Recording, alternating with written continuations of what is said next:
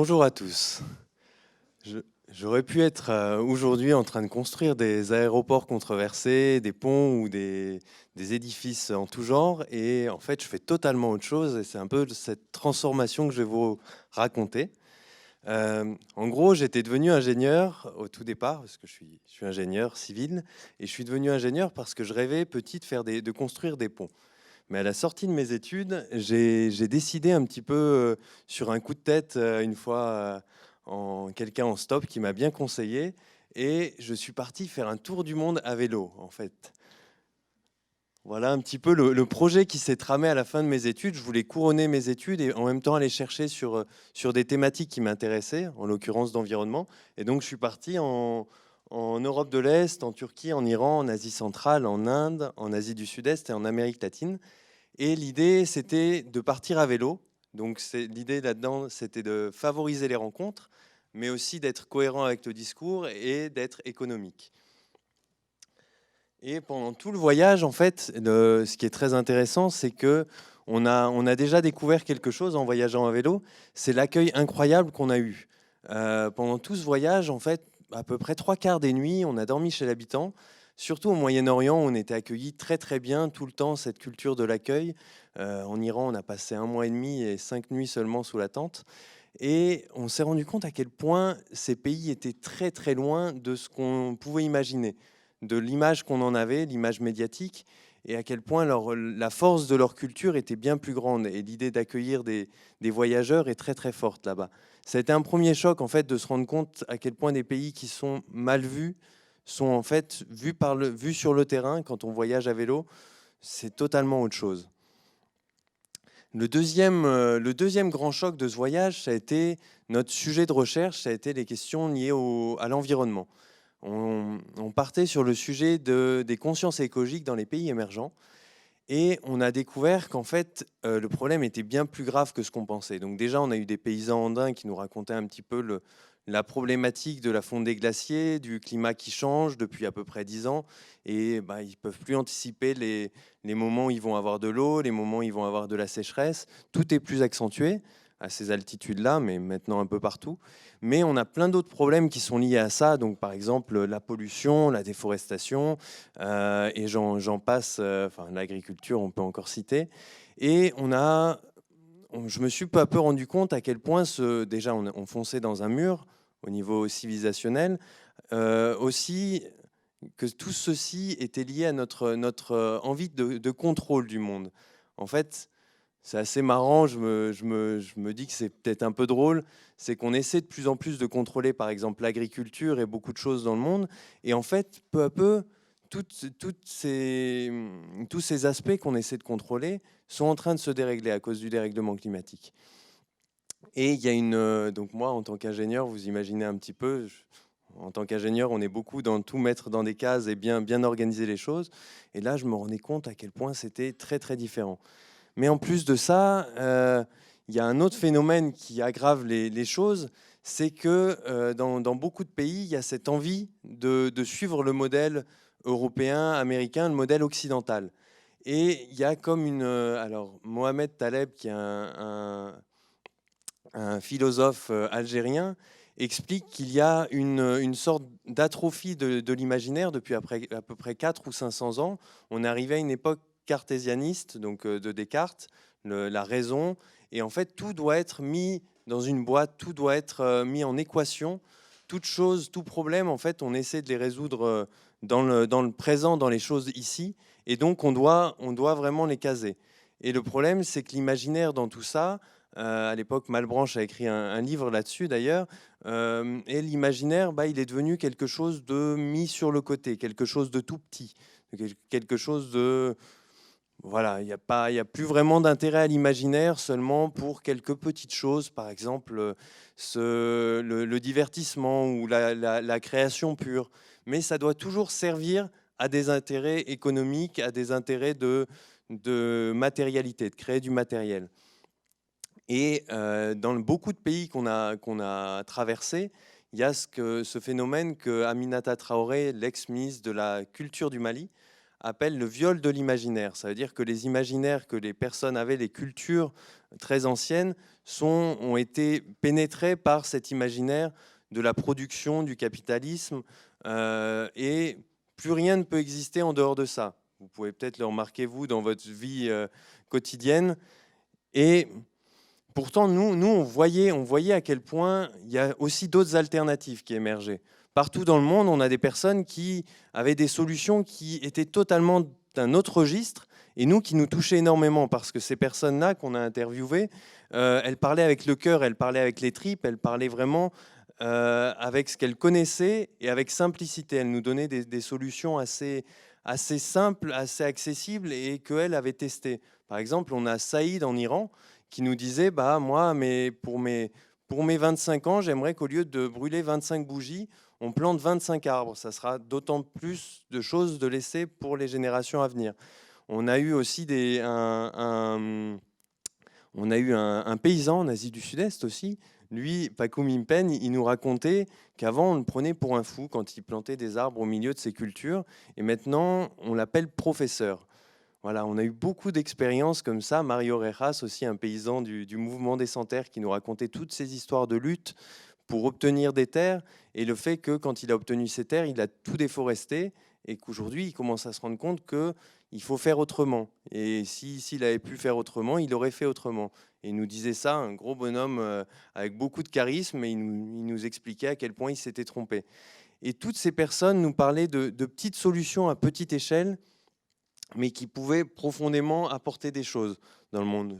Il y a aussi les communautés andines aussi qui discutaient des solutions à apporter par rapport au dérèglement climatique, comment s'adapter, comment recreuser de nouveau des réservoirs d'eau pour avoir de l'eau toute l'année, parce que les glaciers fondent et ils n'auront plus d'eau toute l'année. Beaucoup de choses comme ça. Et il y a quelque chose qui m'a, moi, marqué dans leur engagement, c'était tout l'enracinement qu'ils avaient, toute la conviction qu'ils avaient. Et toujours, en fait, ils étaient très accrochés sur leur culture et sur un imaginaire collectif ou individuel qu'ils avaient peu à peu développé.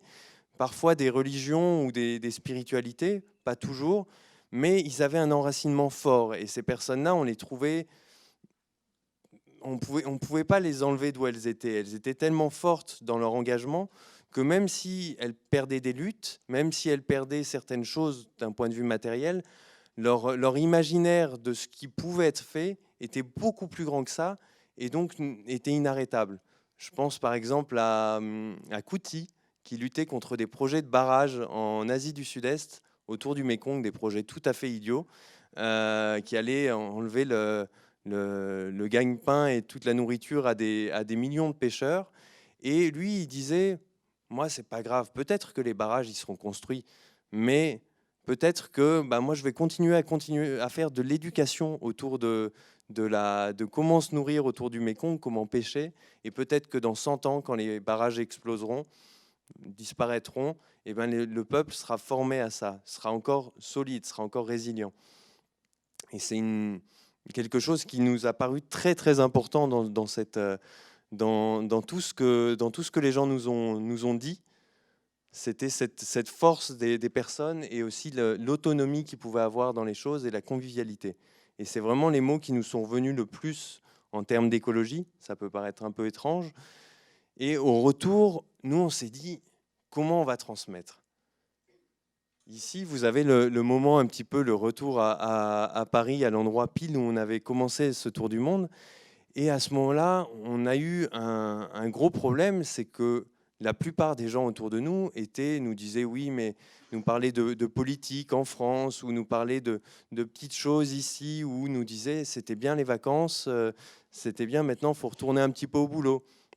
Et là, je me suis rendu compte à quel point mon travail, mes études d'ingénieur, d'un coup, ça devenait un coup près, ça devenait quelque chose qu'il fallait, il fallait que je re-rentre dedans. C'était, voilà, j'avais étudié ça, et il fallait d'un coup que je devienne ingénieur civil. Et moi, c'est pas ce que je sentais, c'était pas ce que j'avais envie de faire, parce que j'avais eu beaucoup de témoignages des personnes, et à un moment, il fallait les transmettre. J'avais comme une parole donnée auprès de ces personnes, et même moi, j'avais une envie profonde de transmettre ces choses aussi importantes. Donc c'est ce que j'ai fait, mais donc j'ai dû renoncer à mon bon salaire d'ingénieur, à tout le confort social que ça pouvait engendrer. J'ai dû renoncer aussi à une vie sédentaire pour devenir nomade pendant 5 ans. Ça dure encore un peu. Et donc j'ai commencé à faire des conférences, des expositions photos pour financer le documentaire qui est sorti 2 ans après. Donc beaucoup de travail sur ordinateur, vous imaginez aussi, après avoir été dans les grandes étendues, revenir en face d'un ordinateur, c'est pas facile. Mais on avait vraiment cette envie de partager ce qu'on avait vécu. Et le documentaire est sorti au bout de 2 ans, on a pu le diffuser. Et là, il y a d'autres problématiques qui sont arrivées à moi, toujours en lien avec ce que j'avais appris sur le terrain. En fait, je me suis rendu compte que à ce moment-là, jusque-là, en fait, j'avais laissé un petit peu tout mon imaginaire de côté. J'avais suivi une voie d'ingénieur et j'avais un petit peu à peu appauvri mon imaginaire. Tout à l'heure, je vous parlais du viol de l'imaginaire qui existe dans beaucoup de pays, mais en fait, il a lieu aussi ici. En fait, c'est dans nos écoles, quand on est jeune, très souvent, on nous empêche jusqu'à un moment, on nous dit c'est génial l'imaginaire, allez-y, c'est génial des gamins qui s'amusent, mais au bout d'un moment, on dit stop. Là, il faut aller bosser, il faut être sérieux. Et on nous permet pas de peu à peu construire autour de notre imaginaire, de construire une vie autour de ça, d'édifier autour. En fait, ce qui était censé être des étés, comme des échafaudages, sont devenus des prisons. Et donc, moi, j'ai eu envie vraiment de dépasser ça. Et je me suis beaucoup intéressé à ce qu'écrit un autre philosophe suisse, cette fois-ci, Pierre-Yves Albrecht, qui s'est beaucoup intéressé au phénomène d'initiation. Lui, c'est quelqu'un qui a une histoire assez particulière. Il s'est occupé de jeunes drogués dans des foyers en Suisse. Et il s'est rendu compte qu'en fait, ces jeunes, s'ils se droguaient, bah, il y avait bien une raison. Je dis les drogués parce qu'en fait, je pense qu'on est très drogué dans notre société à la consommation, à beaucoup de choses. Et son exemple est très intéressant parce que lui, il s'est occupé de ces drogués. Il s'est rendu compte que s'ils consommaient de la drogue, c'était parce qu'ils voulaient atteindre un certain. Il y avait des choses qu'ils imaginaient, des choses beaucoup plus grandes, une image beaucoup plus grande qu'eux-mêmes qu'ils voulaient atteindre. Et la drogue est un moyen de l'atteindre très vite. Mais après, la descente, la chute est assez compliquée. Et certains deviennent très addicts. Et lui, il s'est dit, bah, comment on va pouvoir leur permettre de développer ces choses-là, pas leur dire mais non, faut pas, la drogue c'est pas bien. Non, non, plutôt comment leur permettre d'aller vers les choses qui visaient, mais de les construire peu à peu.